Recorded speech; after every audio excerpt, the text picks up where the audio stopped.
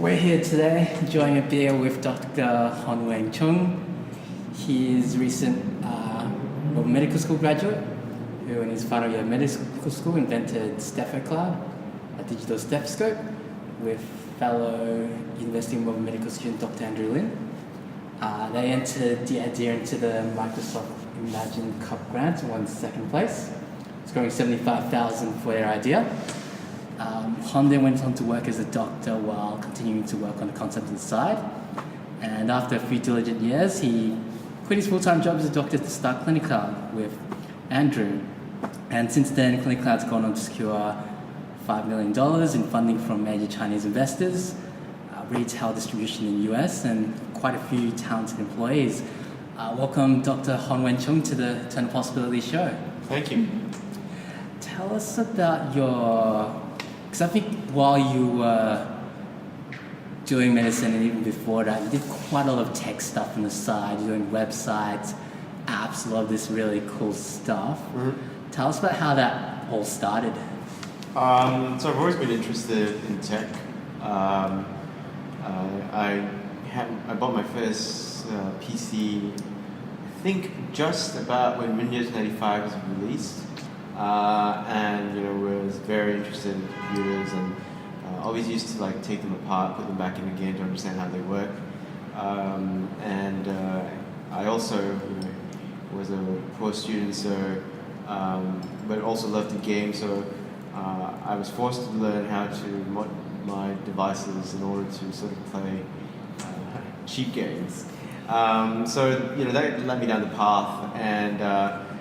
I started programming in school. I bought my first Mac way before Apple had its resurgence. This was, I think, back in 2002, 2003, and it was a PowerBook G4, 12-inch device, and I was really taken aback by how cool the operating system was, and I wanted to learn how to program it. So. When I was 16, 17, I learned how to program for the Mac. One of the very few programmers who did any Mac work in Objective-C and Cocoa. And what was very interesting was when I got into medical school, something really interesting happened. The first year of medical school, Steve Jobs gets up on stage and unveils the iPhone. And being a complete tech geek, I knew that this was going to change the world. I needed to have one in my hands. And it so happened that my brother's friend was working in New York at that time and was able to purchase two and had them FedExed across to Australia. When I got my hands on it, I thought this was really going to change a lot of things. What is it? We're now 11 years after the invention of the iPhone, and you can see that it really has changed the world. I started out in that stage, and there were a lot of people who also had iPhones but weren't able to actually use them in Australia. So I started to work on custom software to make it work with some of the jailbreakers and the Cydia App Store to distribute Australian-specific, say, number coding schemes. And so that got me started with the tech. I started using what I knew about writing Mac applications to write iOS applications right in the early days, before the iOS SDK, or the iPhone OS SDK as they called it, appeared. And so I was doing this through medical school, and I was mucking around playing with mobile app development. I guess that's kind of like how I kept in touch with technology while doing medical school. Sounds like with your interest, you could have easily gone down the computer science, software engineering pathway. Yeah. How did you choose to go into medical school rather than technology? So it's really interesting because it's an interesting question because it was actually my dad who said that you could learn how to program a computer out of a textbook, out of a manual, which I practically had done. But he said you wouldn't be able to learn how to take care of patients with a book, and that was very true. Especially once you hit your interviews, you realize that everything you've learned is textbook material, but when it comes to the real world, things are very different. And so I was encouraged to do medicine and continue on with it because it was a privilege, really, to be accepted in to do medicine because you were able to learn hands-on practical studies of how to look after patients that you wouldn't be able to from a book. And so it made sense. You could do software development engineering from the side as a side gig, but you could never do medicine as a side gig. It always had to be something that was front and center. And what were your high points and low points going through medical school? I guess the high points. The high points, I guess, was transitioning out from preclinical to clinical studies. A lot of the preclinical material was very scientific, and although there were some clinical applications to it, it felt kind of distant from actually seeing something for real. The high points were going into the rotations, seeing patients, actually putting into place what you had learned, in the classroom, and seeing how medicine was for real. So I think those were the high points. I really enjoyed pediatrics. That was like my favorite rotation down at the Children's Hospital. I think most people would agree with that. And one of my all-time favorites actually was when I was doing my elective at Johns Hopkins. I had chosen to do my elective with the Department of Neonatology, and when I was there, I was put in charge of I think it was a 30-week-old preemie.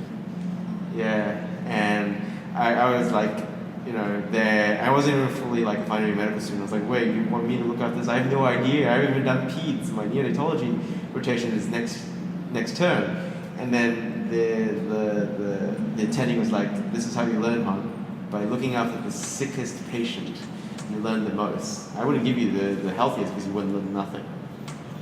So that was really cool, and I was there for I think 4 weeks, and 30 to 34, you see a big difference. That's awesome. Yeah. So that was probably my high point. I don't know about low points. I tend not to try and remember my low points. And during medical school, you also went on you found quite, like you said, peds was your favorite rotation, and you also went on a peds clinical elective to the Johns Hopkins School of Medicine. Mm-hmm. Tell us about that. It was actually a continuation from my AMS year. So I had previously also done my AMS research year at Johns Hopkins, but not with the School of Medicine, but with the School of Public Health in the informatics division. And it was through my year of research that I had met some really great contacts there. And one of them was Professor Chris Lehman, who was a neonatologist with a keen interest in informatics. Him and I bonded over our love of informatics. And when it came to elective time, I asked him, can I do an elective with you? And he said yes. So off we went back to Baltimore. There we go. Yeah.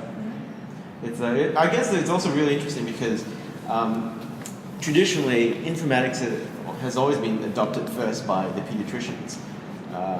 And what was really interesting was when I asked the pediatricians, why is it that most of you guys are pediatricians?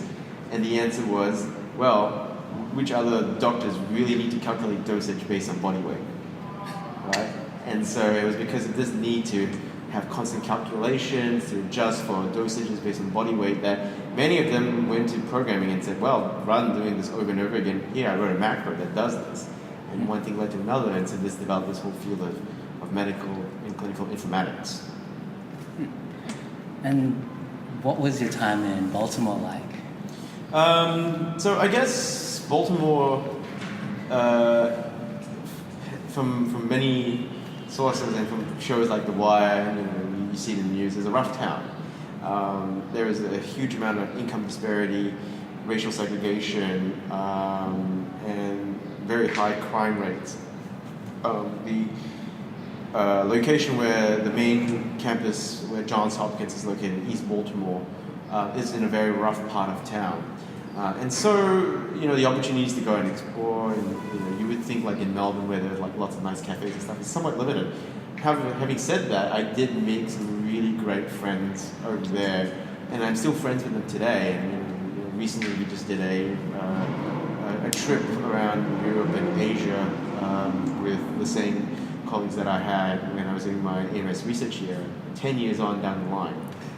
And so I guess, there was this bonding over adversity, and everyone really made a strong bond there. So that was what my time was like in Baltimore. The university, the hospital was great. That's a strong reputation that follows it, and it's well deserved as well.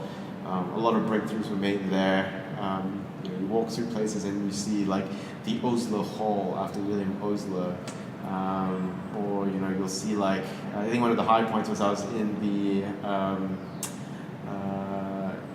I was in the same room talking with Professor Peter Pronovost, who I'm not sure if you've known, did the original work into checklists and patient safety protocols that was then written up in a book by Atul Gawande, the Checklist Manifesto. So that was really cool. I got to meet him, and he was also very much interested in informatics because he saw the value that computers had in trying to catch errors before they occurred. It's all part of the whole Swiss cheese model of error you probably have studied about, where they all have to align. And so the more layers you can add to prevent alignment, the better and safer patient outcomes were. And you think informatics offers that? Oh, yeah. But you see, the thing about it is that it has to be done tactfully. And this is what a lot of software engineers don't get. This is where informatics is really important, because there are essentially three types of people. Right? There are people above the line. In many cases, in medicine, it'd be like the doctors and nurses who know exactly what the problems are, but don't really know what the solutions are. They're the ones who deal with patients every day, their workflow. And then you have people who are below the line. They're the engineers, the software developers who know the solution to many problems but don't really understand, how to apply them. The problem is these two people don't really talk, right? For instance, if I said, what database are you using? Now, as a clinician or a researcher, you'd be, I'm using PubMed, or I'm using Embase or Medline, or God forbid, I'm using Excel for my database, right?